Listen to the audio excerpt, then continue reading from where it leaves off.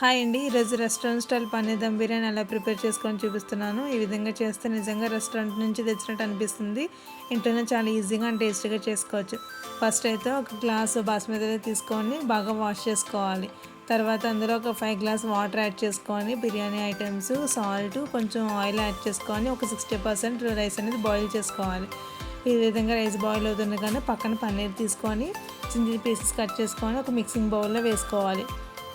తర్వాత అందులో fried onions, biryani items, కారం, సాల్ట్, బిర్యానీ మసాలా, అల్లం వెల్లుల్లి పేస్టు, కొంచెం నెయ్యి, ఒక 2 టేబుల్ స్పూన్ కర్డ్ వేసుకొని బాగా మిక్స్ చేసుకోవాలి.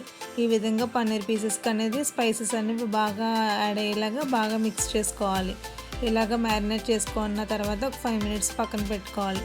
తర్వాత రైస్ అనేది ఒక 60% బాయిల్ అయిన తర్వాత మనం రైస్ అనేది 60% బాయిల్ అయింది లేదా ఫస్ట్ చూసుకొని తర్వాత ఈ విధంగా బాయిల్ అయిన తర్వాత ఈ పన్నీర్ అనేది ఈవెన్గా స్ప్రెడ్ చేసుకొని రైస్ అనేది ఎలాంటి వాటర్ రాకుండా ఒక జల్లెడ తీసుకొని జల్లెడతోనే రైస్ అనేది తీసుకొని ఈ పన్నీర్ పీసెస్లో ఈవెన్గా స్ప్రెడ్ చేసుకుంటూ వేసుకోవాలి.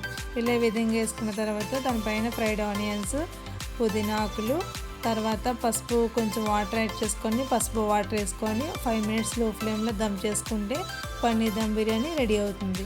ఈ విధంగా దమ్ చేసుకున్న తర్వాత ఒక ప్లేట్లో తీసుకుని సర్వ్ చేసుకుంటే చాలా చాలా టేస్టీగా ఉంటుంది. నిజంగా రెస్టారెంట్ ఫీల్ వస్తుంది మనకి.